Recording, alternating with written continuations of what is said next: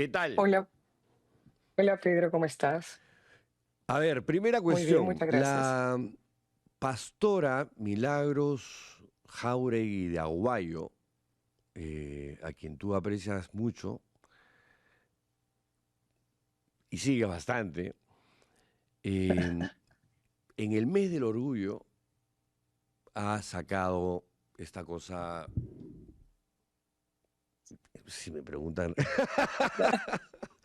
ridícula de sacar un proyecto de ley diciendo, no, no, no, no, no, no, ¿qué mes del orgullo? Vamos a hacer que sea el mes de la familia, ¿no? Y como que con un papelito o una ley la realidad cambiase. A ver, tus primeras impresiones. Del mes de la familia y de la vida, ¿no? Entonces, ahí te das cuenta que es parte de la misma agenda que busca promover un tipo de familia normalmente, digamos, profundamente tradicional, que además está, digamos, viene en un paquete con esta idea de la función primigenia, que es la reproducción, ¿no? Y entonces por eso también la vida, ¿no? La vida y la familia.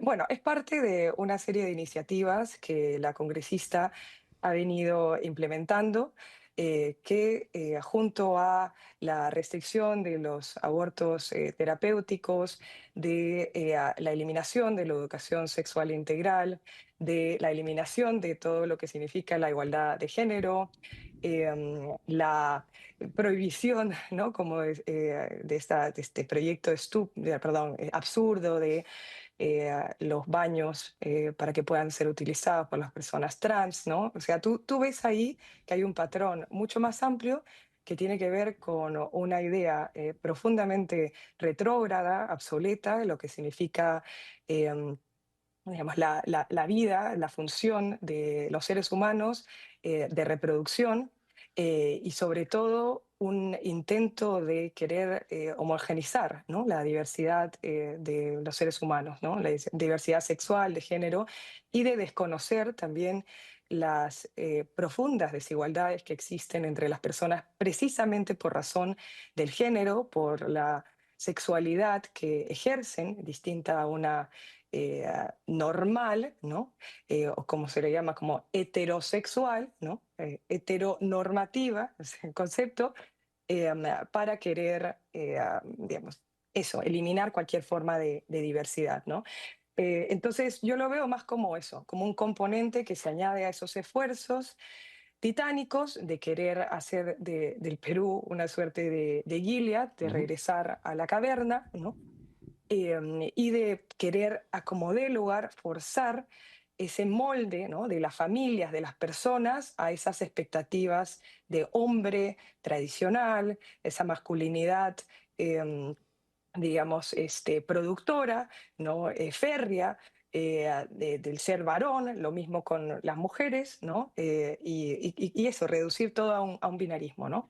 Hombre-mujer y no existe más. Y obviamente lo hace en el mes del orgullo porque sabe muy bien que esta es una reivindicación que se realiza hoy en día en la mayoría de los países occidentales, que reconocen y que además desde el Estado promueven, ¿no? Que la comunidad LGTBIQ más sea protegida y sea respetada y sea reivindicada por las distintas violencias y desigualdades que viven, ¿no? Entonces, me parece un despropósito, me parece un intento más homofóbico, transfóbico, de querer eliminar esa disidencia, ¿no? Y a pesar de, podrán publicar, promulgar todas las leyes que quieran, no van a poder cambiar o desconocer o distorsionar lo que es la realidad, que las personas somos diversas y este es un mes para celebrar esa diversidad. Sí, ahora me has dado pie para preguntarte justamente lo siguiente. Yo tengo como el pálpito de que un gobierno de Keiko Fujimori, aliado con la bancada de Renovación Popular en diputados y en senadores, va a hacer que el Perú sí llegue a convertirse en una suerte de Gilead, que es el ejemplo que tú pones, que es ciudad-estado de esta novela El cuento de la criada, que vive con valores absolutamente anacrónicos, homófobos, xenófobos, homofóbicos y ultra religiosos. ¿Tú Sí, acá, no ves que la cosa viene fuerte, que hay más que una ola, una especie de tsunami contra los derechos de las minorías? sí, no es un fenómeno únicamente peruano. En el Perú, evidentemente, la expresión más conocida fue este disque movimiento de Con mis hijos no te metas, que se expandió en la región y que incluso llegó a los Estados Unidos, de donde también exportan sus modelos de una agenda que le llaman, ¿no? De la vida, ¿no? Pero creo que como un intento muy biologizante, ¿no? Es decir, como que de aterrizar o tratar de anclar las biografías de las historias humanas a únicamente a ser determinadas por su biología, inmutable, inmodificable, querer entender que las mujeres, porque tenemos úteros, entonces nuestra función social es la reproducción. Que los hombres, porque, qué sé yo, físicamente serían más eh, pongo la condicional porque evidentemente son afirmaciones absolutistas, pero claro, como tendrían una mayor fortaleza física, entonces tendrán que ser los proveedores. O sea, en realidad es creo yo, un libreto, eso, ¿no? Obsoleto, pero que viene acompañado de un movimiento muchísimo más fuerte que está vinculado con la religión católica, que suele reducir, ¿no? Las personas a esa condición, digamos, biológica, ¿no? De función, en donde las funciones sociales están atadas a las funciones biológicas, ¿no? Entonces no reconocen las familias, por ejemplo, homoparentales, las familias, incluso las familias que están compuestas únicamente por un padre o una madre, no reconocen que estas, digamos, pueden ser complejas y tienen estructuras mucho más amplias que las tradicionales.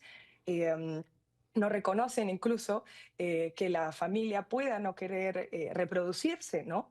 Entonces, creo yo que es un proyecto lamentablemente muy vinculado, o digamos que está teniendo mucha presencia en la política, en donde la religión y la política está cada vez más mezclada, y en donde la aspiración de un Estado laico que fuese independiente, ¿no? De lo que son los credos particulares, cualquiera sea, ¿no? Pero especialmente si es uno mayoritario, porque deja en desprotección a las minorías religiosas, que pueda, no sé, que pueda mantenerse al margen, ¿no? Entonces, sí es una tendencia preocupante, sobre todo porque está instrumentalizando la religión y la política para poder avanzar estos proyectos ya institucionalizados, hechos ley, ¿no? Genera muchísima preocupación. Está pasando en Estados Unidos, en donde tú puedes ver ahí también que tienen una oficina de la fe en la Casa Blanca, Alucinante. alucinante, ¿no? Entonces, sí, es muy preocupante, pero sobre todo hay que estar muy alerta porque las estrategias de incidencia que tienen estos grupos a veces pretenden utilizar un lenguaje laico, ¿no? Es decir, hablan, por ejemplo, ya no de la vida, digamos, sagrada como tal, como un mandato bíblico, sino más bien utilizan el lenguaje jurídico, ¿no? Entonces empiezan a hablar en temas del derecho a la vida y el derecho a la familia. Entonces hacen incidencias a través de los tribunales, como para parecer que en realidad el propósito no es religioso, ¿no? Sino que más bien tiene que ver incluso con derechos humanos, ¿no? O sea, es una perversión absoluta de lo que es el derecho para esos fines, ¿no? Una cuestión final, Josefina. En los últimos días, semanas, las fuerzas del Fujimorismo, en primer lugar, han extendido la legislatura hasta el 24 de junio, si no me equivoco, y en este interregno, en este interim, están impulsando con todo una arremetida para sacar adelante una ley que resucite el fuero militar para blindar a policías y militares por delitos de función. Están utilizando todo lo que pueden la Junta Nacional de Justicia para tirarse abajo a jueces independientes o que usan el control difuso para sortear temas que les imponen a través del Tribunal Constitucional o el propio Congreso de la República y que de hecho van contra los derechos humanos. Bueno, y acaban de intentar meter al periodista Gustavo Gorriti en una investigación en el Congreso para meterlo a la cárcel y así. ¿A qué lo atribuyes? ¿Por qué esta premura? ¿Por qué este encarnizamiento súbito? Y yo creo que está acelerándose, ¿no? Porque este encarnizamiento y estos ataques se han venido desplegando en los últimos 10 años.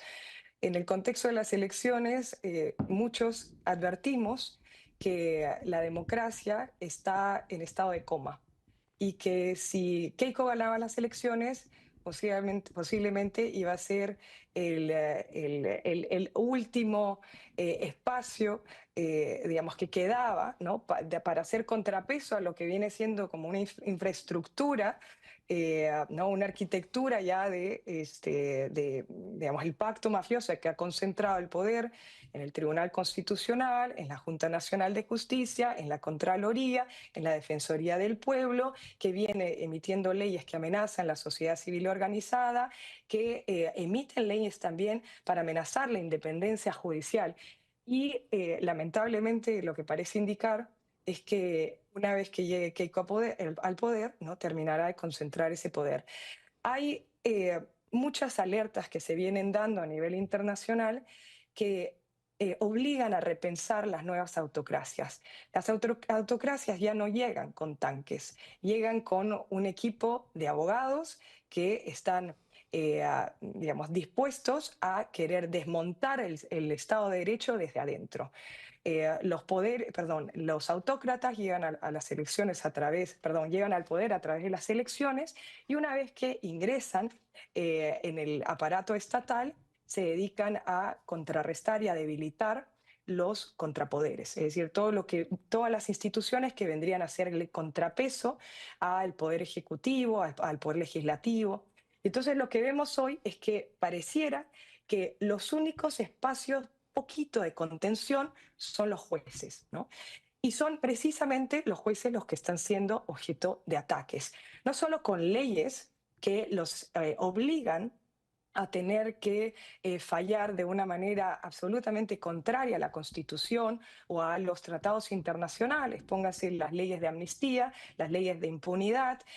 Recientemente se ha aprobado, bueno, está pendiente esperemos, de ser observado por el Ejecutivo, esta ley que mencionaba, que busca que la justicia militar se le dé prioridad en los casos en donde los militares y la policía hacen uso excesivo de la fuerza, incluida la letal, para controlar el orden interno, para, digamos, controlar las protestas, una cosa que es abiertamente contrario a los estándares de derechos humanos que establecen que estos siempre deben ser juzgados por la justicia ordinaria, porque evidentemente tus pares van a fallar de una manera absolutamente parcializada, ¿no? Entonces, por eso es importante que estos casos no sean llevados por la justicia militar. Pero como te digo, a mí me parece importante que, así como en el caso de la agenda de la congresista Aguayo, esto no lo podemos ver de manera aislada. No veamos los árboles, veamos el bosque. Y lo que está ocurriendo es una serie de iniciativas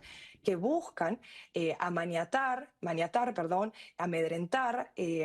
amenazar a los jueces disidentes que están haciendo prevalecer la Constitución, que están protegiendo digamos, de manera muy valiente, ¿no? Los pequeños espacios que todavía tenemos de disidencia. Al juez Ordóñez no le han ratificado por ir precisamente a proteger y a reivindicar la independencia judicial a la Comisión Interamericana de Derechos Humanos. el juez Chávez Tamariz y a su vez también Concepción Carguancho y a otros jueces que están inaplicando, utilizando el control difuso que está establecido en la Constitución para hacer prevalecer la Carta Magna, e inaplicando las leyes que son abiertamente inconstitucionales. Ujú. Pero claro, luego tienes a un tribunal constitucional que además está presto a poder convalidar estas leyes inconstitucionales, ¿no? Entonces, realmente lo único que tenemos son a los jueces valientes que están haciendo prevalecer la Constitución, pero que están siendo amenazados por el Congreso, a los periodistas, ha mencionado Gustavo Gurrit. Entonces, esto hay que alertarlo para que se vea el panorama completo de amedrentamiento, porque a ti te basta únicamente un caso ejemplar para amedrentar al resto, ¿no?